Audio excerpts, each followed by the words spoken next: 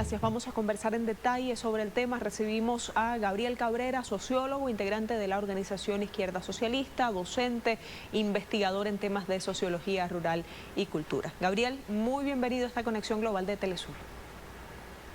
¿Qué tal, Janet? ¿Cómo estás? Gracias por la invitación a los amigos de Conexión Global. Estoy muy bien, muchísimas gracias. Un gusto saludarle. Profesora, ¿a qué responde este malestar social que se expresa en movilizaciones de diversos sectores en el país? Es importante entender el porqué de esto que estamos viendo expresarse en las calles. Ok, sí, es una pregunta importante. Fíjate, desde que empezó el gobierno de Pedro Castillo, en julio del año pasado, la derecha, en sus diferentes vertientes y sobre todo la derecha más extrema, ha estado buscando la manera de sacar al presidente del poder usando artimañas legales, trucos constitucionales que en realidad violan la misma constitución y la ley. Y una de las principales fórmulas fue el tema de la vacancia presidencial, ¿no? Que es una figura que se contempla para casos muy extremos y que se ha hecho uso y abuso de eso, inclusive desde antes de que entrara Castillo, pero sobre todo ahora que está él, porque es un gobierno que, digamos, vislumbraba una posición hacia algunos cambios importantes en el país, cambios que iban contra los intereses de las élites que han estado gobernando el Perú desde hace 200 años y sobre todo desde que se instauró el neoliberalismo y su sistema político. Entonces, como la vacancia presidencial que se ha intentado 2 veces no funcionó, entonces a partir de la semana pasada se pasó una especie de plan B que era desestabilizar el gobierno, generando caos, malestar general, aprovechando la subida de precios, el alza de precios que se da en casi todos los productos, por productos sobre todo de la guerra, el conflicto en Ucrania y que ha afectado a todo el mundo. Pero la derecha se ha subido a ese malestar, que es un malestar legítimo, y cuando se da el paro de transportistas la semana pasada, la derecha se sube también, como digo yo, a ese malestar y empieza a usar pues, actos de violencia, ¿no?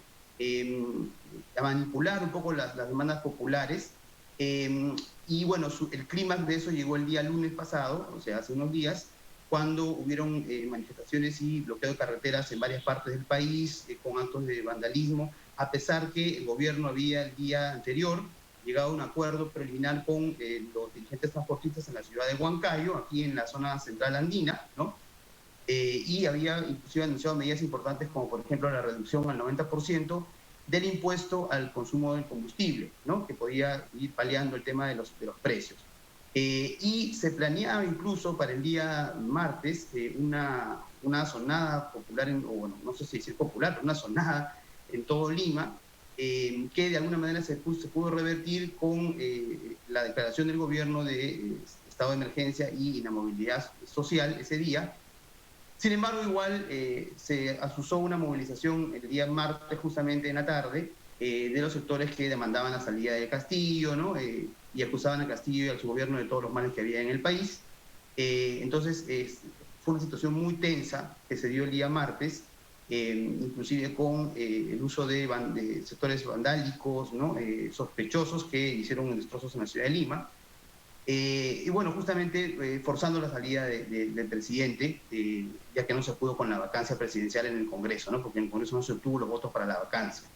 Y bueno, el día de ayer ha habido una movilización más bien de respuesta a esa intentona golpista, ha habido una movilización de respuesta de los sectores populares, ¿no? Organizados, los sectores del pueblo organizados, encabezados por la central sindical más importante, colectivos, movimientos, partidos, organizaciones sociales, para ir contra el golpismo, ¿no es cierto? O sea, rechazar el intento golpista que se está haciendo contra el gobierno, pero a la vez también exigir al gobierno que se retome el rumbo de las medidas iniciales que se plantearon para transformar el país, ¿no es cierto? Unizar la transformación del país, y una de ellas es, por supuesto, el tema de la necesidad de un cambio de constitución y una asamblea constituyente, ¿no? Entonces ese es el escenario que se ha dado, donde justamente la polarización expresa justamente la crisis que vive el sistema político y económico del Perú. Y por un lado están los sectores privilegiados que quieren mantener ese sistema y hacerlo inclusive antidemocráticamente, y por otro lado el pueblo que exige que se den los cambios que se habían prometido, ¿no?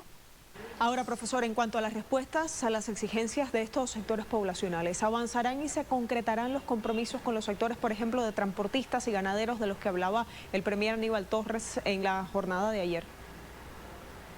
Claro, yo mencionaba el tema de la reducción del impuesto al consumo selectivo al combustible y se ha planteado proyectos de ley para la reducción también del costo de los productos básicos de la canasta familiar, ¿no? Alimenticios, que van a ayudar justamente a reducir, los precios a través se alivia el tema de los impuestos ahí, en esos productos, ¿no? Y hay otros compromisos más que se han establecido.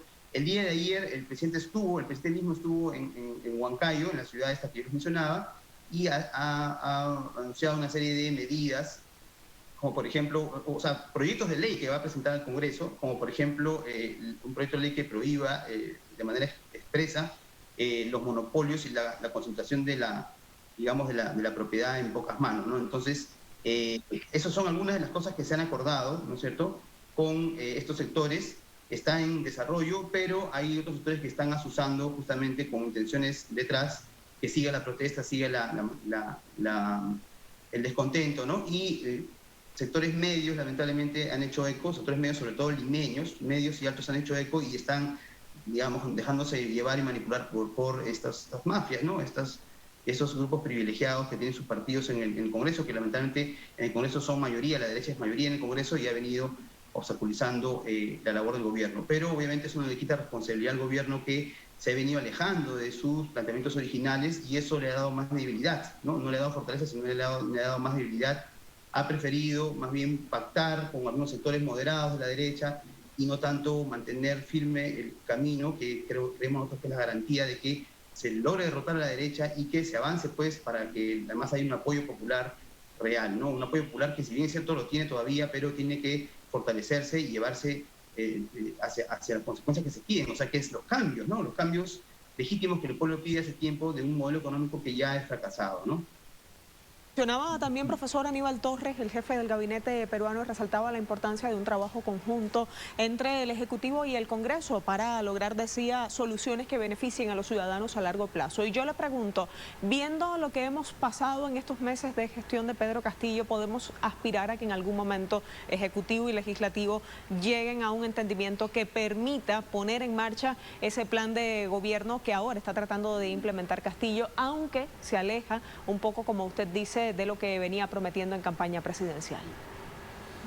Sí, nosotros consideramos que ese es un camino difícil. El mismo día martes, el presidente Castillo estuvo en el Congreso, ¿no? Acudió a un llamado al Congreso y estuvo intentando establecer un diálogo con diferentes sectores. Bueno, hubo dos partidos que no participaron en la reunión, los partidos más golpistas, ¿no? El Fujimorismo y Avanza País, son dos de los partidos más golpistas, más extremos de la derecha, pero los dos partidos estuvieron ahí. Y a pesar de que hubo cierto diálogo y ciertos consensos, cuando terminó la reunión, la presidenta del Congreso salió a un poco que deshacer lo que se había dicho.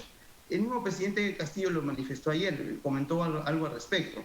Entonces, vemos justamente difícil que por ese lado esté el camino del avance del gobierno. Nosotros consideramos que más bien debe respaldarse en las organizaciones sociales de base populares que votaron por él y que lo respaldan, y mantener las propuestas de la Asamblea Constituyente, renegociación de los contratos lesivos para el Estado, como por ejemplo el del gas de camisea, la recuperación de nuestros recursos, la recuperación de los derechos de los trabajadores, ¿no? Nueva Ley General del Trabajo, etcétera. Creemos que por ahí va el camino, porque en realidad el Congreso ha sido, como tú mismo lo dices, ha mostrado su obstruccionismo, ¿no es cierto?, estos 8 meses de gobierno, y va a seguir intentando desestabilizar y generar la situación de renuncia o vacancia presidencial. Bueno, además apareció un audio, ¿no es cierto?, las pruebas están ahí, de una congresista fujimorista hablando de que ellos tienen un plan para sacar al presidente, ¿no? Y que ese plan tiene diferentes etapas. O sea, creo que a confesión de parte, relevo de pruebas. Entonces, es difícil que por ese camino se vaya a dar la solución a los problemas de la crisis actual, y sobre todo que el gobierno se pueda encaminar.